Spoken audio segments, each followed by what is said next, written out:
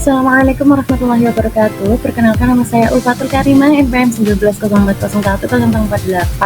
Di sini saya akan mempresentasikan hasil kerja saya mengenai hadis dhaif dan macam-macam hadis dhaif. Nah, ada beberapa hal yang akan kita bahas. Yang pertama adalah mengenai apa saja macam-macam hadis dhaif yang disebabkan keterputusan sanad. Terus yang kedua, apa saja macam-macam hadis dhaif yang disebabkan cacat selain keterputusan sanad pada perawi atau matan. Yang ketiga adalah bagaimana status kehujahan hadis dhaif dalam syariat Islam. Nah, yang pertama kali akan kita bahas adalah tentunya mengenai apa itu hadis dhaif. Nah, secara bahasa, dhaif ini berarti lemah atau tidak kuat. Dalam terminologi yang hadis dhaif adalah hadis yang tidak memenuhi syarat-syarat hadis sahih dan juga tidak memenuhi syarat-syarat hadis hasan. Dengan kata lain, hadis dhaif ini adalah hadis yang salah satu dari lebih dari syarat-syarat keabsahan hadis, atau yaitu sanadnya bersambung, perawinya adil, perawinya dhabit, tidak syadz dan tidak mu'allaq, dan atau tidak terpenuhi. Nah, Imam Nawawi mendefinisikan bahwa hadis dhaif ini adalah sebagai hadis yang tidak ditemukan padanya sifat-sifat hadis yang sahih dan hasan. Ketiadaan satu saja dari syarat-syarat hadis sahih atau hasan sudah cukup untuk menjadikan hadis tersebut dhaif. Nah, kedhaifan ini bisa disebabkan oleh kelemahan pada rantai sanad atau keterputusan, atau cacat pada salah satu perawi yang tidak dhabit, atau adanya kejanggalan atau syadz dan cacat tersembunyi atau mu'allaq pada matan atau sanad. Selanjutnya, kedhaifan hadis ini bisa terjadi karena adanya suatu masalah pada sanad, yaitu terputusnya mata rantai perawi. Nah, sebenarnya pengertian keterputusan sanad itu bagaimana? Nah, ini berarti tidak tersambungnya rantai perawi pada awal hingga akhir, yang tentunya di mana satu atau lebih dari perawi yang gugur atau tidak disebutkan. Keterputusan ini dapat terjadi secara jelas atau gugurnya perawi, atau tersembunyi atau bahkan penyembunyian nama perawi. Yang kedua, ada macam-macam hadis dhaif akibat keterputusan sanad, yaitu yang pertama adalah hadis mursal. Ini adalah hadis yang diriwayatkan oleh seorang tabi'in secara langsung dari Nabi Muhammad tanpa menyebutkan perantara sahabat. Dengan kata lain, ada sahabat yang gugur dari sanadnya, contohnya misalnya hadis mursal. Terus yang kedua, ada lagi riwayat Imam Malik dalam Al-Mutawatta dari Yahya bin Sa'id dari Nabi Muhammad SAW bersabda, boleh membahayakan diri sendiri dan tidak boleh membahayakan orang lain. Nah, penjelasannya bahwa Yahya bin Sa'ad ini adalah seorang tabi'in yang ia tidak pernah bertemu dengan Nabi SAW. Nah, hadis ini disebut mursal karena ia meriwayatkan langsung dari Nabi tanpa menyebutkan sahabat yang menjadi perantaranya. Hukum hadis mursal ini pada umumnya dhaif. Karena meskipun sebagai ulama, terutama Hanafiyah dan Malikiyah, menganggap bahwa mursal yang diriwayatkan oleh tabi'in ini sikoh dapat diterima jika ada penguat. Yang kedua adalah hadis muqati.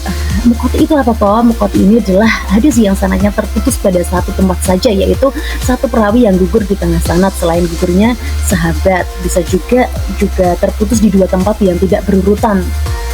Terus yang ketiga ada hadis mudhal. Nah, ini adalah hadis yang gugur dua perawi atau lebih secara berurutan, yang sanadnya baik di tengah akhir maupun awal sanad. Ini adalah bentuk keterputusan contoh hadis dari mudhal. Nah, teman-teman sendiri bisa lihat di layar. Selanjutnya ada hadis mu'allaq. Nah, apa itu hadis mu'allaq? Hadis ini adalah hadis yang gugur satu perawi atau lebih di awal sanad. Mushanif atau penulis kitab hadis hingga mencapai Nabi Muhammad SAW. Ini adalah bentuk dari keterputusan yang paling parah di awal sanad. Contohnya adalah hadis mu'allaq. Ada lagi hadis mudalas. Nah, mudalas ini adalah hadis yang diriwayatkan oleh seorang perawi yang melakukan tadlis penyamaran. Tadlis ini adalah perbuatan seorang perawi yang tidak menyembunyikan cacat pada sanad atau perawi, atau membuat sanad itu terlihat bersambung padahal tidak. Nah, teman-teman sendiri bisa lihat sendiri di layar. Terus akhirnya hadis dhaif ini disebabkan cacat selain keterputusan sanad dan macamnya. Nah, maksudnya gimana? Nah, cacat selain keterputusan sanad ini merujuk pada adanya kekurangan pada salah satu sifat perawi, yaitu tidak adil atau tidak dhabit, atau adanya cacat tersembunyi atau nyata pada matan hadis. Nah, macam-macam hadis dhaif ini ada satu hadis maudhu atau hadis palsu.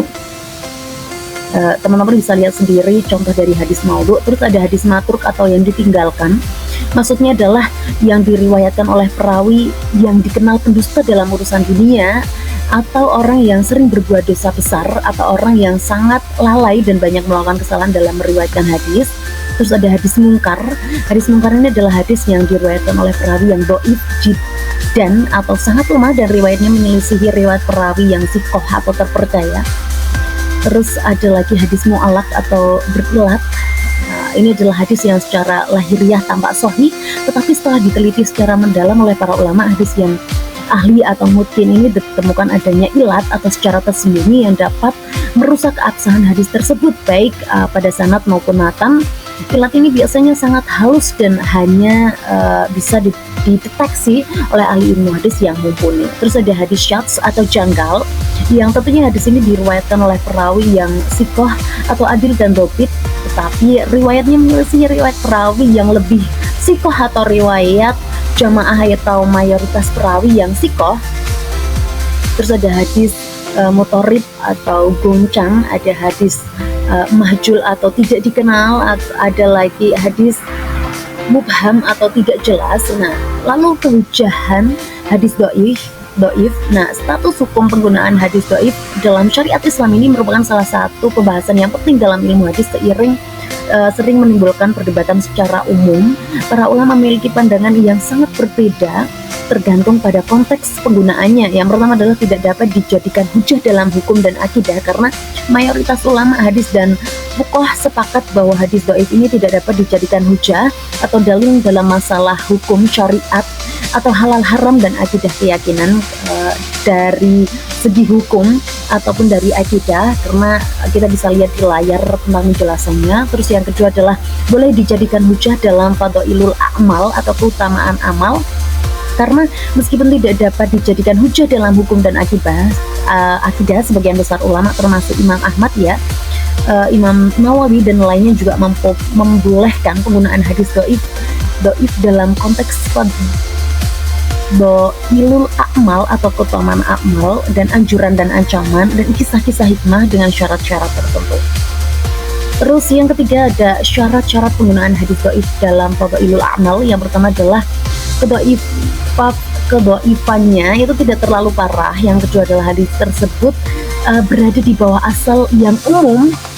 Yang ketiga tidak diyakini berasal dari Nabi Muhammad SAW. Nah, kesimpulannya adalah hadis dhaif ini adalah hadis yang tidak memenuhi syarat-syarat hadis sahih atau hasan, baik secara cacat maupun sanad maupun pada perawi atau matan. Kedhaifan ini bukan berarti palsu, melainkan menunjukkan adanya kelemahan dalam rantai transmisi atau integrasi perawi. Nah, kedhaifan yang disebabkan oleh keterputusan sanad ini memiliki beberapa macam, yaitu yang pertama ada mursal, ada mungqati, ada mudhai, ada mu'allaq, ada mudalas. Selanjutnya kedhaifan yang disebabkan oleh cacat selain keterputusan sanad itu ada maudhu, ada ditinggalkan atau matruk, ada munkar, ada mu'allal, ada syadz, ada mudharib, ada majhul, ada mubham.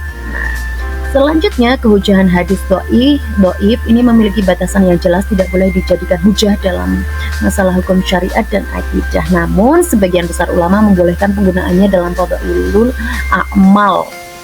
Terus memahami klasifikasi hadis dhaif dan batas-batas kehujahannya adalah keharusan bagi setiap muslim agar dapat beramal dan berkeyakinan berdasarkan dalil-dalil yang sahih dan kuat, serta menghindari praktik-praktik yang tidak berdasar atau bid'ah. Nah, mungkin itu yang dapat saya sampaikan. Kurang lebihnya saya mohon maaf. Wabillahi taufiq wal hidayah. Wassalamualaikum warahmatullahi wabarakatuh.